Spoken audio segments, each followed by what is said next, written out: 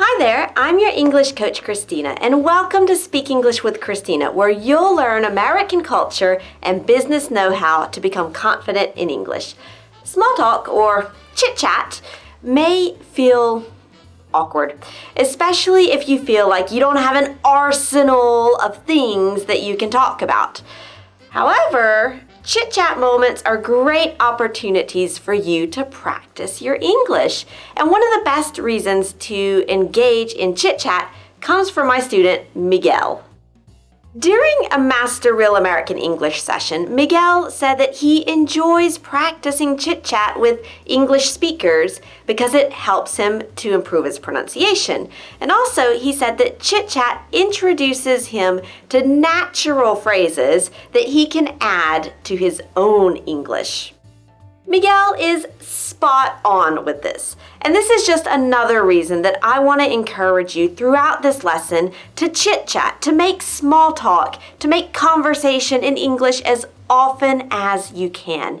And if you feel a little nervous about what you're going to say, don't worry. In this episode, you're going to learn many easy, practical things that will make a big difference in how you feel about small talk in English.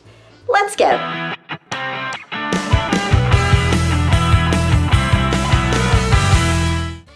So many of my students feel awkward making simple conversations like this, but having the courage to start these little conversations as often as possible can make a huge difference in your social relationships.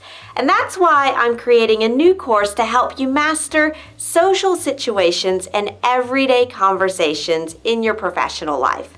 It teaches you how to socialize with confidence and build up those important personal and professional relationships, to get techniques to make you a good conversationalist, as well as understand cultural differences on a deeper level. So if you want interesting conversations without feeling awkward and to make real connections in business, there's a link in the show notes with more information about the course.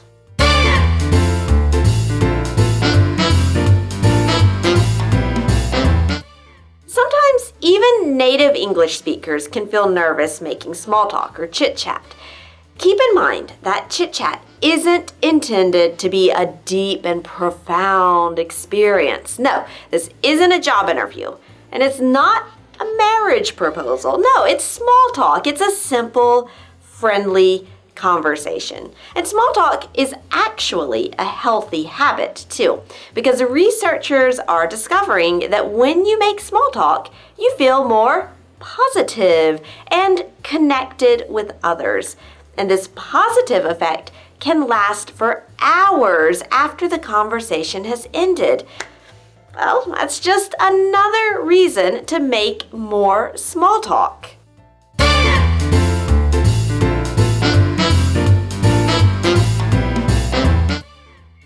To get small talk started, find common ground. Common ground could be a shared experience, such as the weather, work life, school, or a networking event. It could even be something in the immediate environment, such as a movie advertisement or a billboard. For example, waiting for the bus, it gets boring. And if someone else is waiting too, well, you could mention the Batman film advertisement that you happen to see on the bus stop as a small talk opener. And you could kick off the conversation with, "Oh, looks like the new Batman movie's coming out."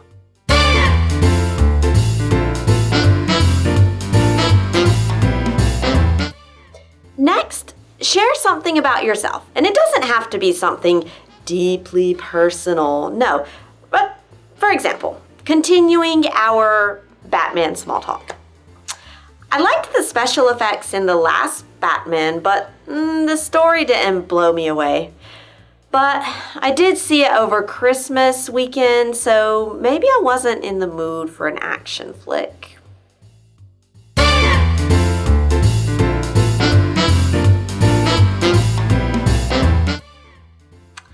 Now that you found common ground and revealed something personal, it's time to pass the conversation ball, to the other person and give them a chance to share. Something as simple as, have you seen that movie yet?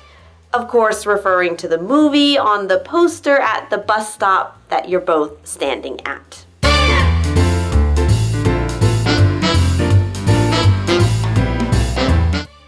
Lively chit-chat is fueled by specific questions and answers.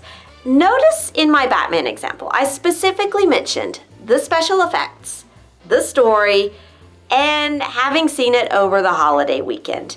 These specifics give my conversation buddy opportunities to continue the conversation in a variety of ways. They might mention a movie they enjoyed with a terrific story, or they might mention something that they do with their families over the holidays or a weekend. In this way, specifics provide many more ways to extend the conversation, rather than you just saying, I liked the last Batman movie.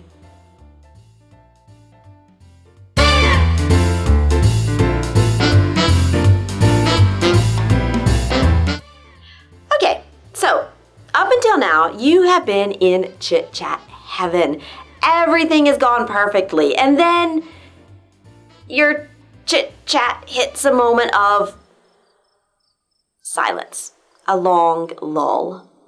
In English, we call it an awkward silence. But guess what? I want you to use this awkward silence as another opportunity to practice your conversation skills. If you feel awkward, chances are that the person you're talking to or was talking to, until you hit that dreaded awkward silence, feels uncomfortable too. Acknowledge that awkwardness and say something like, well, I guess that pretty much sums it up. Or, yeah, it's a complicated subject. I'll have to think about that one. If it is indeed a complicated subject, if you're talking about the special effects in the Batman movie, there's a better technique. Continue the small talk by bringing up another topic, or even bring up something that was said earlier in the conversation. For example, if your conversation buddy mentioned just buying a dog earlier in the conversation, you could follow up on that and say, so about that dog you mentioned earlier, have you come up with a name? Or, you said you got a dog recently? What kind of dog is it?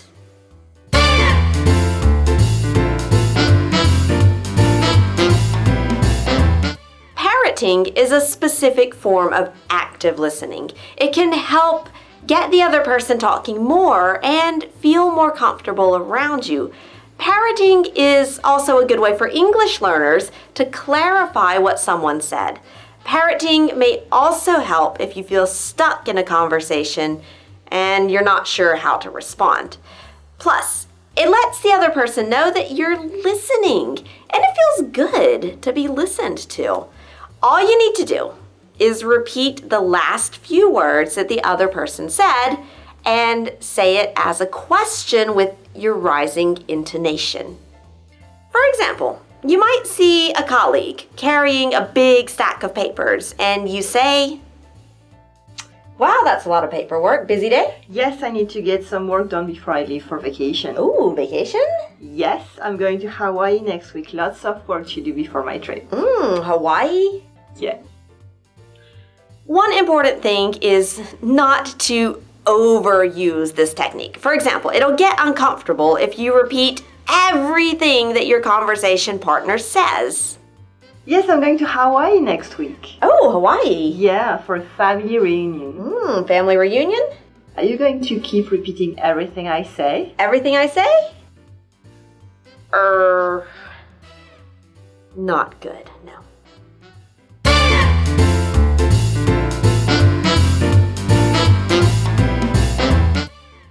Many of my students enjoy small talk and chit-chat because mistakes may be easier to recover from in small talk rather than a formal meeting.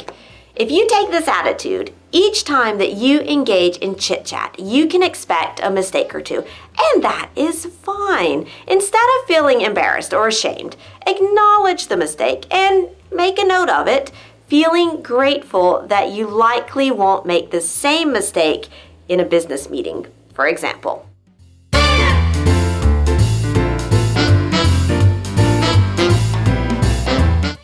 For good small talk, you have to listen and think about what is said in the moment.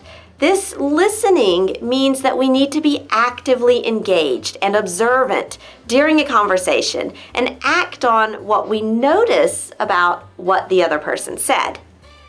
I've given you the techniques, such as parroting, as well as easy ways to keep a conversation flowing by asking questions, getting specific, and offering up personal details. I hope this episode has given you some ideas about small talk so that you can be more confident to strike up a conversation in English with anyone that you come across. So, now, what about you? Do you have any tips or strategies about small talk in English? If so, please share them in the comments. And if you've been a student of American English for years now and you still feel awkward making small talk, check out my new course designed to help you master social situations and everyday conversations in your professional life. The link for more information is below in the show notes. Thank you so much for learning with Speak English with Christina, and I'll see you next time.